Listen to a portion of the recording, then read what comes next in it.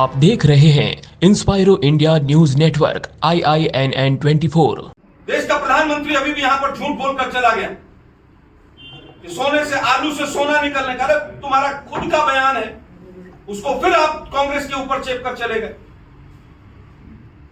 पीड़ा हमें भी होती है, हम भी चाहते हैं कि गहराई में जाया जाए देश की।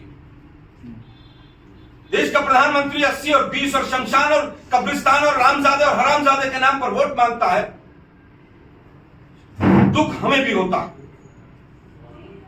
जो लोग अपने उत्तर प्रदेश में पुलिस के सिपाहियों को नहीं बचा पा रहे हैं, वो यहां आकर ज्ञान दे रहे हैं हमें।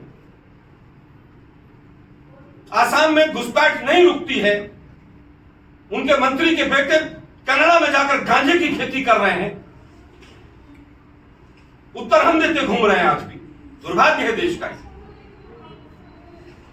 देखो, रिया चक्रवर्ती बच्ची थी, 10 ग्राम की पुड़िया के चक्कर में नोएडा की मीडिया ने बूम उसके मुंह में ठोक दिया। आज किसी नोएडा के मीडिया की हिम्मत है कि जाके वो अडानी के पोर्ट के बाहर जाकर लाखों करोड़ का ड्रग्स पकड़ा जा रहा है, एक शो कर दे जाकर वहां पर। पीड़ा हमें भी होती है। आपने जिस मीडिया वर्ग का नाम लिया उसका तो आपने बहिष्कार कर रखा है, पहली बात। दूसरी बात, आप हितैषी क्यों बन रहे हैं? तो सही सर, आप सुनिए सही।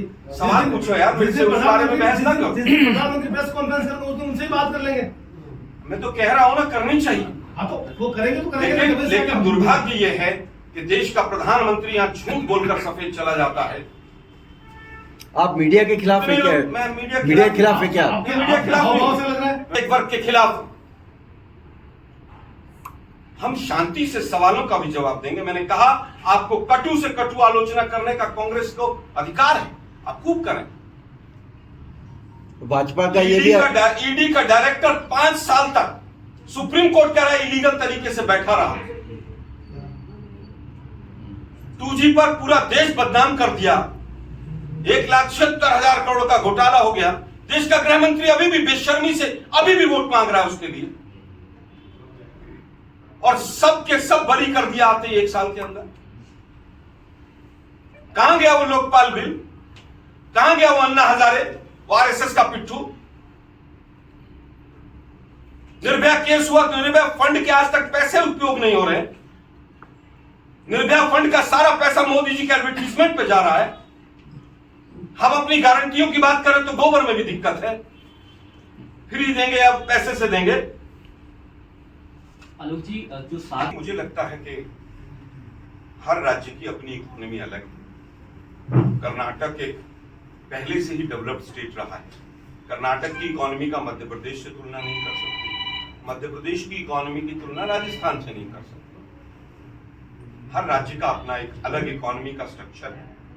मुझे लगता है कि बहुत सोच समझकर माननीय राहुल गांधी जी ने कहा कि जो हम वायदे पूरे कर सकते हैं उन्हीं की हम घोषणा करें। मैंने कहा, लगभग 10 जिलों में मैं गया और आदिवासी भाइयों के लिए जिस तरह से कार्य हुए, जिस तरह से उनको महंगाई की राहत और तमाम चीजें हमने दी, हमें पूरी उम्मीद है कि जो वोट कटवा कुछ पार्टियां आई वो उतना वोट नहीं काट पाएंगी कि हमें डैमेज कर पाए।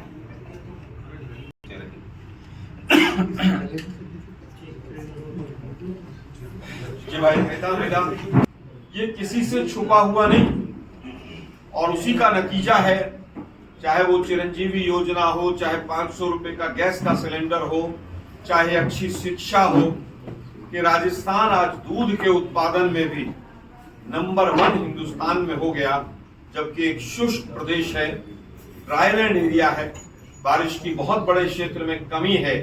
उसके बावजूद दूध उत्पादन में पूरी तरह से जो मुआवजा दिया गया, जो सब्सिडी दी गई, 5 रुपए से लेकर कई जगह पर ज्यादा भी दिया गया, मुझे लगता है उस बोनस की वजह से ही किसान भी खुशहाल हुआ। और आज हम किस तरह से राजस्थान को विकास के पथ पर ले जा रहे हैं, ये पूरा देश देख रहा है। अब वचन पत्र कहते हैं कि ये हमारी गारंटी है, ये हमारा वचन है। उसमें सबसे पहला जो गृह लक्ष्मी है कि हर जो गृहिणी महिला मुखिया होगी उसको सालाना वार्षिक तौर पर 10,000 रुपए मिलेंगे। आपदा में कोई दुर्घटना होती है, आपदा से संबंधित, उसका भी एक मुआवजा हमने 15 लाख रुपए रखा है। गोधन को और ज्यादा प्रोत्साहित करने के लिए छत्तीसगढ़ में जिस तरह से गोबर को खरीद कर उसको खाद में कन्वर्ट किया गया, 2 रुपए किलो गोबर खरीदने का भी हमने गोधन को बढ़ाने के लिए हमने अगला कदम ये 2 रुपए प्रति किलो गोबर खरीदने की जो हम आज गारंटी दे रहे हैं, इससे गरीब जनता को और किसान को फायदा होगा। और इसी कड़ी में आगे हम किस तरह से बच्चियों को आगे पढ़ाएंगे, किस तरह से हम लैपटॉप कॉलेज जाने वाली बच्चियों को देंगे, स्कूटी का प्रावधान करेंगे, और यहां तक के जितने भी कॉलेज और स्कूल अभी हमने नए खोले हैं उनमें आगे नए क्लासरूम बनाए जाएंगे और वजीफे की संख्या को भी बढ़ाया जाएगा। इसी कड़ी में राजस्थान का बच्चा मेहनत बहुत करता है, लेकिन कहीं ना कहीं ग्रामीण क्षेत्र का परिवेश होने के कारण कई बार उनको हिंदी माध्यम की वजह से उतना प्रोत्साहन नहीं मिल पाता जितना मिलना चाहिए। अंग्रेजी माध्यम की शिक्षा की गारंटी हम हर बच्चे को अगले आने वाली 5 साल की जो हमारी सरकार है, जो हमारा विजन 2030 का है अशोक गहलोत जी का, उसमें हम हर हाल में अंग्रेजी शिक्षा को वहां पर एक एक बच्चे तक पहुंचाएं। पूरे देश में देखा कि जब से मोदी जी की सरकार केंद्र में आई है, कहीं ना कहीं जितने हमारे रिटायर्ड लोग हैं, कर्मचारी हैं, उनको बड़ी भारी दिक्कत हुई। और उसमें एक बहुत बड़ा कारण रहा कि इन लोगों ने जो हमारी पुरानी पेंशन की स्कीम थी उसको समाप्त किया। हम ओल्ड पेंशन स्कीम को लागू कर चुके हैं और आगे भी उसको आगे बढ़ाएंगे। ओल्ड पेंशन स्कीम हम नहीं जानते कि भारतीय जनता पार्टी क्यों उसकी खिलाफत करती है, क्यों उसके खिलाफ है, जबकि एक व्यक्ति अपनी सैलरी के बेस पर अपना इनकम टैक्स भी देता है और वो पूरी राज्य की सेवा करता है, देश की सेवा करता है, और उसका बुढ़ापा जो है पूरी तरह से इनसिक्योर हो जाता है। ये दुर्भाग्यपूर्ण है कि Bharatiya Janata party old pension scheme को खत्म करने पर आमादा है। ओल्ड पेंशन स्कीम के साथ साथ क्योंकि महंगाई लगातार बढ़ रही है, हम 500 रुपए का सिलेंडर जो अभी तक मिल रहा है, दे रहे हैं, सरकार उसके सब्सिडी का पैसा दे रही है, इसको हम एक का पहुंचाएंगे, ये हमारी गारंटी है। चुनाव प्रचार पर विश्वास रखती है। दूसरी तरफ हमारा जो विपक्ष है वो पूरी तरह से नकारात्मक प्रचार करके कहीं ना कहीं राजस्थान की इस पवित्र भूमि को प्रदूषित करना चाहता है, लोगों के मनों में फर्क डालना चाहता है।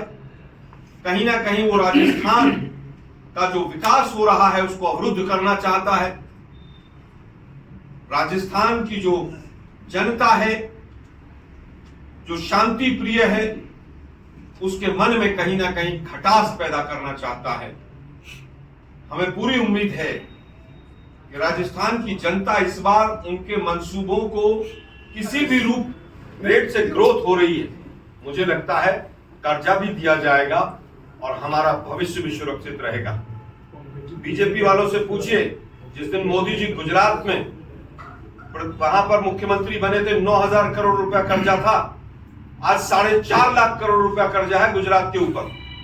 बीजेपी वालों से पूछिए, जिस दिन शिवराज सिंह चौहान मध्य प्रदेश के मुख्यमंत्री बने थे, 22,000 करोड़ का कर्जा था, आज 4.5 लाख करोड़ का कर्जा है। और जीडीपी ग्रोथ रेट दोनों की आज राजस्थान से पीछे। एक मौका आएगा 2030 तक ये पैसा भी चुकाया जाएगा और राजस्थान सबसे समृद्ध प्रदेश होगा। शर्मा साहब, जो टोटल क्राइम है वो सबसे ज्यादा दिल्ली के अंदर है, तीसरे नंबर पे गुजरात है और 12वें नंबर पर राजस्थान है। महिलाओं के ऊपर टोटल अपराध में 1 नंबर पर यूपी है, 2 पर महाराष्ट्र है, 3 पर दिल्ली, 4 पर बिहार। जहां तक रेप की बात है, बहुत दुखद है। किसी भी प्रदेश में किसी महिला का बच्ची के साथ रेप होना, और उसके आंकड़े जो आप कह रहे हैं बात, मैं उससे स्वीकार करता हूं। उसके 2-3 कारण हैं। सबसे पहला कारण है कि एफआईआर कंपलसरी यहां पर किसने की? गहलोत सरकार ने की। लेकिन गहलोत सरकार ने किसी भी रेप के आरोपी को बचाने का काम नहीं